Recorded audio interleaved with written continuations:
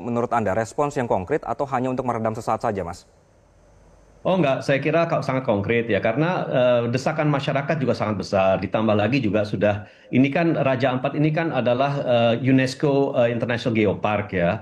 Jadi bagi kita ini juga merupakan pertaruhan wajah Indonesia di mata internasional. Jangan sampai nanti justru kita sebagai negara yang memiliki potensi geowisata yang sangat besar, justru menjadi tercoreng wajahnya karena tidak menangani masalah ini secara baik dan tuntas. Nah, oleh karena Oke. itu saya sepenuhnya percaya dan kita juga sudah berkomunikasi dan berkoordinasi dengan Kementerian Lingkungan Hidup dan Kementerian SDM dan kita bekerja secara sungguh-sungguh dan betul-betul tanpa mengenal waktu jeda untuk bisa mendapatkan kajian yang menyeluruh untuk mendapatkan kemudian mencari konklusi apa yang sesungguhnya terjadi, siapa misalnya kalau sampai ada kerusakan yang perlu kemudian ditindak, dan kami akan minta bahwa karena ini kerusakan berada di dalam geopark, andai kata itu benar, ya tentu harus ada penegakan hukum dan penegakan hukum yang tegas, konsekuen, dan kalau perlu berat.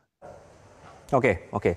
Saya ke Mas Melki dulu. Mas Melki, Kementerian SDM ini kan menyatakan bahwa tidak ditemukan masalah di wilayah tambang. Tanggapan Anda?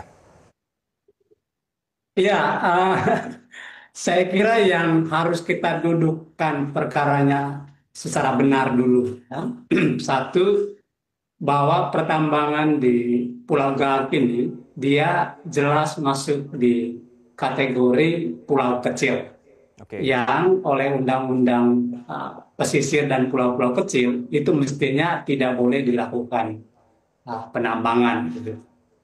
Lalu yang kedua adalah luas Pulau Galang ini kan hanya sekitar 6.500 sekian hektar. Gitu. Tetapi kalau kita ngecek total luas konsesi yang dimiliki oleh PT Gapnik ya, itu jumlahnya 13.136 hektar begitu. Artinya luas konsesinya ini hampir 2 kali lipat dari luas Pulau Gak sendiri yang hanya 6.500 sekian hektar tadi. Oke. Dengan kata lain, 93% diantaranya juga adalah kawasan hutan lindung, Pak. Sehingga seluruh daratan dan perairan Pulau Gak tadi memang telah dicaplok begitu ya oleh negara gitu untuk diberikan kepada perusahaan tambang gitu. Lalu yang kedua, kan tambangnya ini tidak hanya ada di Pulau Gam, tetapi juga di pulau-pulau kecil lain yang ada di wilayah Raja Ampat tadi begitu. Nah, kalau kita cek begitu dari 5 izin tambang yang ada di wilayah Raja Ampat begitu ya, jumlah total luas konsesinya itu lebih dari 25.000 hektar.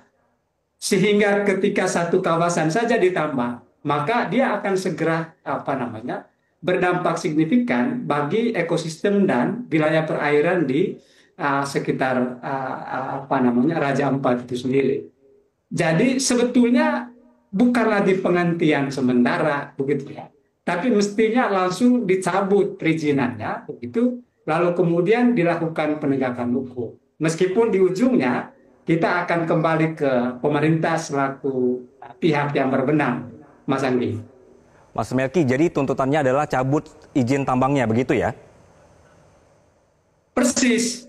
Karena kalau hanya dihentikan sementara, pertanyaan mendasarnya kan gini, Mas Andi. Apalagi yang ditunggu oleh pemerintah ketika fakta hukumnya bahwa Pulau Gak adalah pulau kecil yang oleh undang-undang itu semestinya tidak boleh dilakukan penambangan. Oke, oke. Dan Pulau Gak tidak sendirian, karena ada contoh konkret lain begitu ya. Satu misalnya Pulau Wawoni atau Pulau Sangihe, yang dua-duanya juga warga itu telah melakukan gugatan dan menang. Meskipun sampai hari ini kan tidak ada penegakan hukum begitu ya, tidak ada eksekusinya. Yang saya khawatirkan penghentian sementara ini lebih politis karena jangan sampai ada transaksi kepentingan antara si pemerintah yang punya kewenangan dengan si perusahaan yang telah mendapat izin selama ini. Kekhawatiran kita justru di situ, apalagi Menteri SDM kan bukan tanpa konflik kepentingan. Ia bukan hanya politisi, tetapi juga sebagai pebisnis tambang, kan? Termasuk komoditas nikel, gitu Mas Anggi. Jadi Mas saya Melki, kira ya. publik sangat pesimistis begitu ya dengan rencana pemerintah, apalagi Bahlil kemarin termasuk gubernur dan bupati setempat sudah bicara bahwa kerusakannya tidak terlalu serius dan segala macamnya. Saya mau bilang bahwa kami baru saja tadi menghitung deforestasinya, Mas Edi, sejak 2017 sampai 2024 itu angka deforestasinya itu sudah lebih dari 200 hektar. Sehingga kalau Bahlil bicara bahwa tidak ada kerusakan, artinya Bahlil lihatnya, meskipun dia kunjung ke sana, jangan-jangan dia nggak lihat pakai mata begitu, Mas Andi. Kekhawatiran kita justru di situ, karena dia nggak melihat realitas yang terjadi di di Raja Ampat itu sendiri. Jadi kekhawatiran kita memang di situ, jangan sampai kemudian terjadi konflik kepentingan, lantas kemudian kita dihibur dengan penghentian sementara tadi. Padahal setelah Mas itu Melki. kemudian operasinya terus berlanjut begitu, Mas Andi. Iya. Mas Melki, Anda melihatnya memang kementerian terkait ini memang tidak bisa serta-merta menghentikan izin operasionalnya karena ada undang-undang tertentu, atau sebenarnya memang tidak mau, Mas? Secara hukum sebetulnya bisa. Jadi gini, saya ambil contoh konkret, Mas Andi. Ketika Mas ya? kami dan warga di Pulau Bangka dulu, Mas Edi, itu di Sulawesi Utara, menggugat pertambangan yang ada di Pulau Bangka, yang notabene pulau kecil juga. Waktu itu Menteri SDM Ignatius Jonan kemudian taat hukum dan mencabut izin itu sampai sekarang.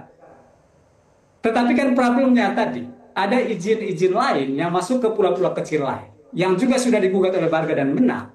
Dan itu tidak pernah dieksekusi, terutama setelah masanya Ignatius Jonan sampai sekarang ya, Menteri SDM si Bahlil dia. Saya ambil contoh misalnya, warga Bawoni itu juga melakukan gugatan hukum, pulau kecil juga. Warga Sengia juga melakukan gugatan hukum dan menang semuanya. Tapi pertanyaannya, mengapa tidak dicabut? Secara hukum punya kewenangan itu. Problemnya, mau nggak si Menteri SDM-nya? Karena pada akhirnya kan dia yang punya hak untuk mencabut izin-izin tadi itu kan. Nah itu yang menjadi problem serius hari ini, karena bukan karena ketiadaan hukumnya ya, tapi soal political will dari si pemerintahnya itu sendiri. Jangan-jangan memang mereka tidak mau melakukan itu begitu karena Melki, terjadi jadi sebenarnya bisa ya kementerian ya untuk mencabut izinnya ya?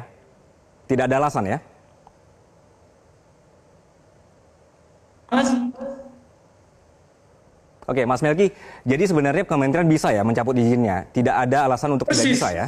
Persis, mestinya bisa. Dan dalam konteks kasus Pulau Gak, saya kira Mas Anggi tidak harus menunggu ada gugatan hukum dulu.